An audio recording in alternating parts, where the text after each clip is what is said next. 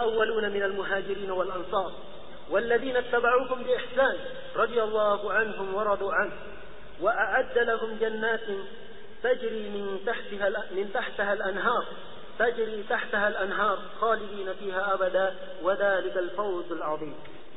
والسابقون الأولون من المهاجرين والأنصار. Dan orang-orang yang telah terdahulu dan pertama dari orang-orang Ansar dan orang-orang Muhajirin, ya, dari para sahabat Ansar dan Muhajirin. Ya. Kemudian kata walladzina tabauhum bi ihsan, dan orang-orang yang mengikuti mereka dengan baik. Orang-orang yang mengikuti mereka dengan baik. Jadi orang-orang mengikuti mereka dengan baik ini umum, masuk kepada sahabat, tabi'in dan tabi'in. Yang penting mengikuti mereka dengan baik. Ya. Apa yang mereka diberikan kepadanya? Katanya radhiyallahu anhum wa radu an. Ya, katanya bahwasanya Allah Subhanahu wa taala ridha dengan mereka. Ya. Dan mereka pun ridha kepada Allah. Wa a'adda lahum jannatin tajri tahtaha al-anhar. Dan Allah Subhanahu wa taala menyiapkan bagi mereka surga-surga yang mengalir di bawahnya sungai-sungai. Khalidina fiha abadan, yang di mana mereka itu kekal di dalamnya. Wa dzalikal fawzul azim, dan itu adalah suatu kemenangan yang sangat besar, Dan Allah Subhanahu wa taala mengancam orang-orang yang menyelisihi jalan as-salaf, ya, menyelisihi jalannya as-salaf dengan ancaman yang sangat keras. Allah Subhanahu wa taala berfirman di dalam surah An-Nisa ayat 110. ومن يشاقق الرسول من بعد ما تبين له الهدى ويتبع غير سبيل المؤمنين نوله ما تولى ونصله جهنم وساءت مصيرا. Dan barang siapa ومن يشاقق الرسول, dan barang siapa yang mendurhakai ar-rasul, ya, mendurhakai Rasulullah sallallahu alaihi wasallam, min ba'di ma tabayyana lahul huda, setelah nampak dan jelas bagi dia al-huda, petunjuk. Kemudian digandengkan di situ. Dia bukan cuma mendurhakai Rasul. Dan wayattabi ghaira sabilil mu'minin, dan dia mengikuti selain jalannya kaum mukminin, nuwallihi ma tawalla, maka kami biarkan mereka pada kesesatan mereka. Wa nuslihi jahannam wa sa'at masira, dan kami akan masukkan mereka ke dalam jahannam, dan sesungguhnya jahannam itu adalah sejelek-jelek tempat kembali. Di sini ancaman yang sangat keras bagi orang-orang yang menyelisihi, ya, Rasulullah sallallahu alaihi wasallam dan tidak mengikuti jalannya kaum mukminin. Ya. Dan kaum mukminin yang diinginkan di sini tidak ada keraguan lagi bahwa mereka adalah para sahabat, tabi'ut dan ikhwan. Dan mengikuti selain jalannya kaum mukminin, nuwallihi ma tawalla, maka kami akan biarkan mereka pada kesesatan mereka.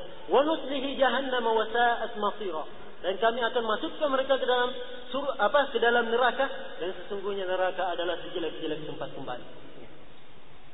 Ini dalil tentang wajibnya kita mengikuti mazhab as-salaf secara umum. Sebagaimana definisi yang kita telah sebutkan tadi, bahwa as-salaf, dakwah as-salafiyah, yaitu dakwah yang berada di atas Al-Quran dan di atas as-sunnah, di atas pemahaman as-salaf. Inilah as-salafus salih. Ya. Jadi wajib kita mengikuti Al-Quran wa Sunnah itu dengan pemahaman as-salaf. Sebab, ya, pada permulaan munculnya Islam ini, kaum muslimin itu cuma berada di atas satu kalimat, yaitu jamaah al-muslimin, jamaah kaum muslimin. Tidak ada nama lain. Maka tak kalah muncul firqah-firqah, ya, muncul kelompok-kelompok yang membuat kebid'ahan, maka muncullah istilah yang paling pertama muncul adalah kalimat ahlus sunnah. Kalimat ahlus sunnah. Kita akan jelaskan nanti nama lain dari kata as-salaf.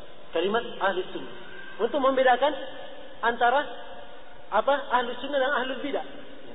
Maka tak setelah itu muncul lagi firqah-firqah dan mengatakan dirinya ahlus sunnah, ya. Dan orang-orang seakan-akan menyangka mereka ahlus sunnah, maka para ulama membuat lagi penamaian lain. Dinamakanlah al-firqatun najiyah. Al-firqah an-najiyah. Kata as-salafi. Kemudian kata ahlul hadis dan lain-lain. Ya. Yang semua penamaan ini kembali kepada Al-Quran wa Sunnah sebagaimana yang kita akan jelaskan nanti insyaAllah ta'ala. Maka dari sini yang perlu kita tekankan bahwasanya wajib bagi kita untuk mengikuti Al-Quran wa Sunnah di atas pemahaman as-salaf. Di atas pemahaman as-salaf.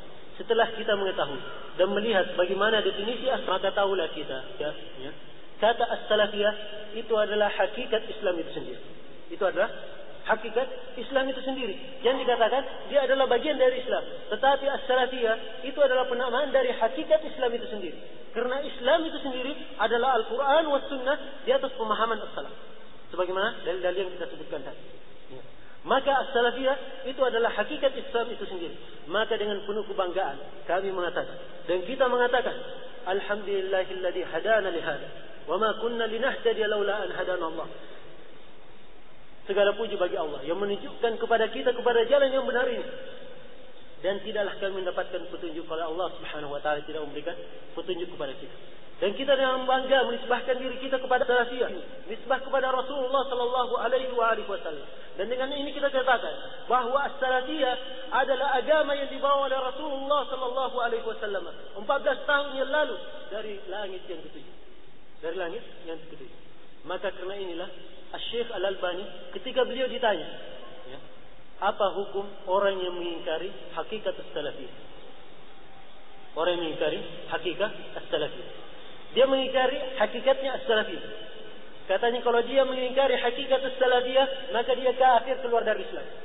Kafir keluar dari Islam. Hakikat as-salafiyah Islam itu sendiri. Kalau dia mengingkari Islam, keluar dari Islam. Keluar dari al-Islam. Inilah yang dipahami oleh para ulama. Maka dari sini ya, hendaknya lah pemahaman yang sering terlintas kalau disebutkan dakwah adalah suatu jemaah. Ini adalah pemahaman yang salah. Bahwa asas adalah dakwah Rasulullah sallallahu alaihi wasallam.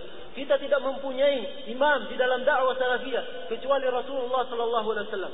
Dan panglima tertinggi di dalam manhaj atau di dalam dakwah salafiyah adalah para ulama. Adalah para ulama sebagai panglima tertinggi di dalam menyampaikan dakwah salafiyah. Dan imam kita dari dulu sampai sekarang adalah Rasulullah sallallahu alaihi wasallam. Maka amatlah beda dan dari sini hendaknya kaum muslimin harus mengerti hal ini dan membedakan antara al-haq dengan al-batil. Dan dia mengetahui bahawa jemaah-jemaah yang lainnya menisbahkan dirinya kepada selain Rasulullah sallallahu alaihi wasallam. Ikhwanul muslimin kembali kepada Hasan al-Banna. Hasan al-Banna. Kemudian Jamaatul Tabligh Muhammad Ilyas, Hizbut Tahrir Taqiyuddin An-Nabhani, kemudian Al-Jahmiyah Jahm bin Safwan, Al-Mu'tazilah Atha bin Wasil dan lain-lainnya, semuanya kembali nisbah kepada orang atau nisbah kepada kesesatan yang dia lakukan atau nisbah dari perilakunya atau nisbah dari pendiri-pendirinya. Adapun dakwah salafiyah adalah dakwah yang turun dari Allah Subhanahu wa taala yang dibawa oleh Rasulullah sallallahu alaihi wasallam yang khusus diutus untuk membawakannya. Maka dengan ini harusnya kita membedakan sekarang antara al-haq dengan al-batil, ya. Dan mengetahui bagaimana hakikat salafiyah itu secara tersendiri. Maka hal-hal yang kita sampaikan sekarang dan kita bawakan, mungkin orang bertanya, kenapa kita namakan kalimat salafiyah? Kenapa kita memakai kalimat salafiyah? Padahal kalimat Islamnya saja.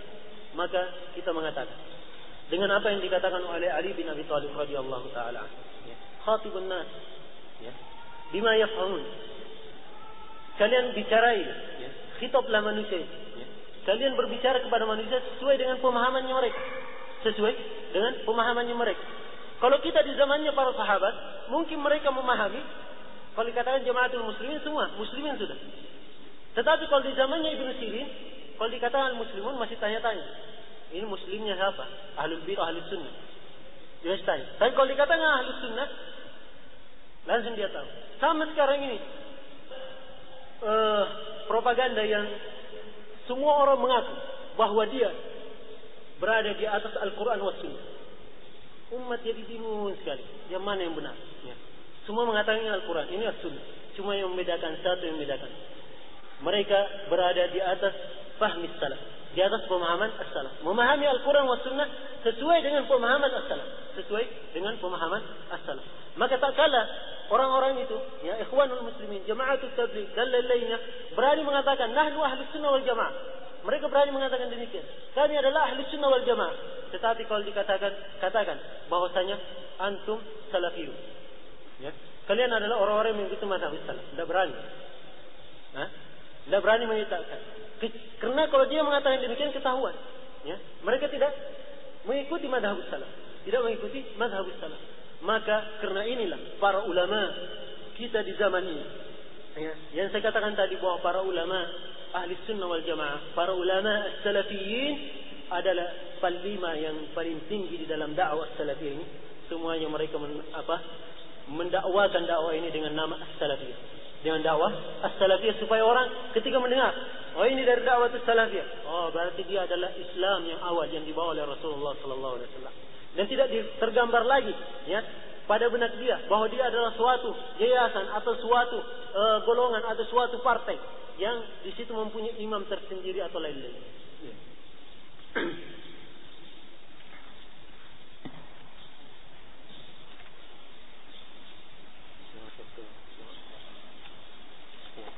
Terus cukup dulu sampai sini. Kita cukupkan sampai sini. Subhanakallahumma wa bihamdika asyhadu an la ilaha illa anta astaghfiruka wa atubu ilaik. Insyaallah ba'da dhuhr kita lanjutkan insyaallah.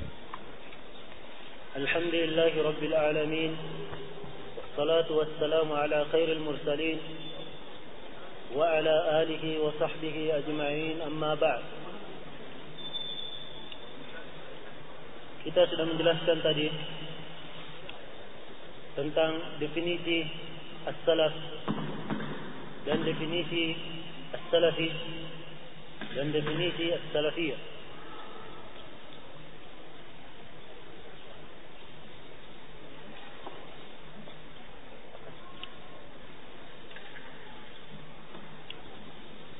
Kita telah menjelaskan tentang kewajiban kita mengikuti madhab as-salaf, mengikuti madhab as-salaf. Kemudian kita juga telah menyebutkan tadi bahwasanya as-salafiyah itu merupakan suatu penamaan yang ada asalnya dari Al-Quran dan dari As-Sunnah, atau ada asalnya dari Nabi Sallallahu Alaihi Wasallam dan dipakai oleh para ulama dari dulu sampai sekarang. Yang dia merupakan gelar terhadap Islam ini sendiri, terhadap Islam ini sendiri. Dalam rangka menyempurnakan pembahasan kita tadi, saya akan membawakan di sini dua hal yang bersangkutan dengan madhab as-salaf atau manhaj as-salafi. Hal yang pertama, apakah manhaj as-salaf itu adalah suatu madhab? Adalah suatu madhab. Perlu diketahui bahwa al-madhab dari sisi bahasa Arab, kalau dikatakan asalnya dari zahab. Dari zahab. Zahab artinya pergi. Kalau madhab itu ismul makan, nama tempat. Jadi tempat pergi. Jadi kalau katakan madhab Syafi'iyah, dia madhabnya adalah menurut apa-apa yang atau menurut pendapat Imam Syafi'i. Maka itlaq penggunaan kalimatul madhab ini sebenarnya adalah penggunaan yang biasa, ya, digunakan kepada suatu pemikiran atau suatu pemahaman Kalau kita mengatakan madhabus salaf, artinya apa? Pemahaman atau pemikiran dari as-salaf, ya, pemahaman atau suatu hal yang datang dari pendapat-pendapat as-salaf, yaitu dari Rasulullah sallallahu alaihi wasallam dan para sahabatnya, kemudian tabi'ut tabi'in dan yang mengikuti mereka dengan baik. Kemudian apakah manhaj salaf atau dakwah salafiyah suatu jemaah, apakah dia suatu jemaah atau bukan?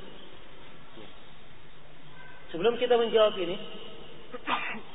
sekarang kita dudukkan dulu apa definisi al-jamaah ini. Apa definisi al-jamaah?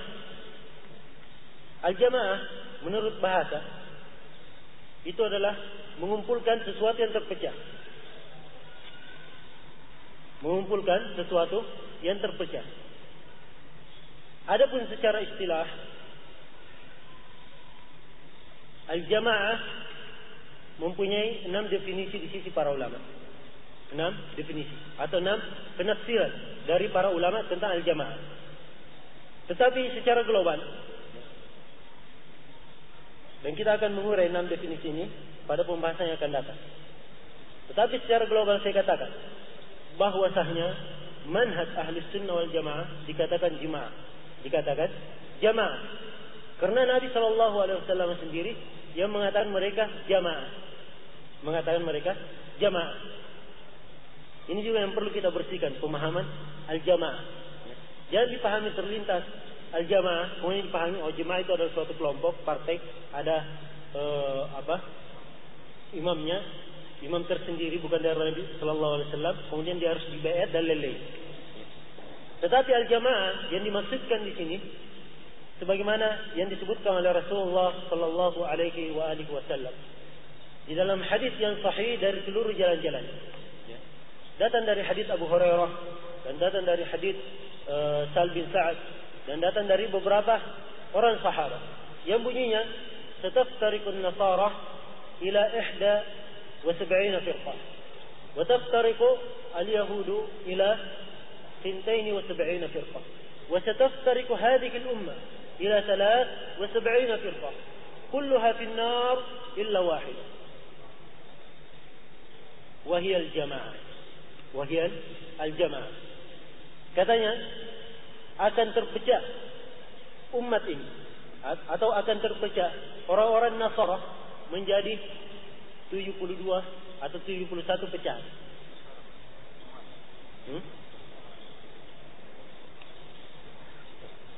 Datang dari beberapa riwayat. Ada riwayat iftaraqat, ada tetap tarik. Ya. Kemudian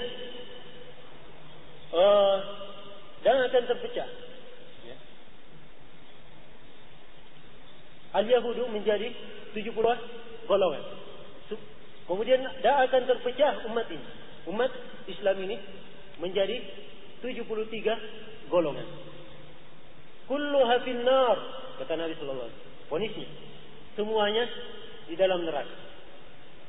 Illa wahidah, kecuali satu. Anhum ya Rasulullah. Beliau ditanya, siapa mereka ya Rasulullah? Para sahabat yang semangat mau mengetahui kebenaran dan ingin mengetahui al-haq, maka mereka bertanya, siapakah mereka ya Rasulullah? Maka dijawab oleh Rasulullah sallallahu alaihi wasallam, humul jamaah. Mereka adalah al-jamaah. Mereka adalah al-jamaah. Dari definisi al-jamaah ini, para ulama mempunyai beberapa penafsiran. Ya. Maka ini yang kita katakan, kalau dikatakan dia sebagai jamaah, dikatakan jemaah. Tapi jemaah bukan seperti yang dipahami oleh kebanyakan orang. Ya. Kemudian pembahasan yang ketiga dari tema manhaj salaf dan kewajiban mengikutinya, yaitu penamaan lain bagi as-salafiyah. Penamaan lain bagi dakwah as-salafiyah. Jadi ad-dakwah as-salafiyah sebagaimana yang saya katakan tadi, itu hakikatnya adalah al-Islam. Hakikatnya adalah al-Islam. Dan penamaannya ada dalilnya dari as-sunnah dan dari penggunaan para as-salaf. Para as-salaf. Maka di sini ada beberapa penamaan yang semuanya kembali dan menunjukkan, ya, dan penamaan ini kembali dan menunjukkan tentang Islam itu sendiri, ya, tentang al-haq itu sendiri. Dari penamaan yang ada dari para ulama, di antaranya mereka dikatakan ahli sunnah wal jamaah. Mereka dikatakan ahli sunnah wal jamaah. Di penamaan yang pertama dikatakan juga ahli sunnah wal jamaah. Adapun dalil tentang penamaan ini, kenapa dikatakan ahli sunnah? Sebab mereka adalah di atas as-sunnah, di atas as-sunnah. Dan kata as-sunnah kalau diitlakkan di kalangan para ulama artinya Islam itu sendiri. Artinya Islam itu sendiri. Bukan as-sunnah artinya setelah wajib, ya. Jadi wajib kemudian sunnah kemudian ini. As-sunnah yang dimaksudkan di sini adalah Islam itu sendiri. Menurut kalau diitlakkan oleh para ulama. Karena itulah kalau antum melihat buku-buku yang dikarang di dalam masalah ini, seperti kitab As-Sunnah karangan Imam Ahmad. Kitab As-Sunnah karangan Imam Ahmad. Di dalamnya ada perkataan Nabi, kemudian aqwal dari para sahabat. Dikatakan As-Sunnah. Kemudian As-Sunnah karangan Imam Al-Barbahari. Pendapat-pendapat atau perkataan dari para ulama. Kemudian kewajiban-kewajiban yang asalnya dari syariat. Kemudian As-Sunnah di Muhammad bin Nasr Al-Marwazi. Di situ juga disebutkan beberapa hadis dari Nabi sallallahu alaihi wasallam. Kemudian dari Islam ini secara menyeluruh. Jadi para ulama kalau mengitlakkan kalimat As-Sunnah, maka yang mereka inginkan dengan kalimat itu adalah Islam itu sendiri. Jadi dikatakan mereka ahli sunnah, ya, ahli Islam itu sendiri. Mereka berada di atas as-sunnah, di atas Islam yang hakiki. Dan dikatakan mereka ahli sunnah wal jamaah. Jadi seperti dari dua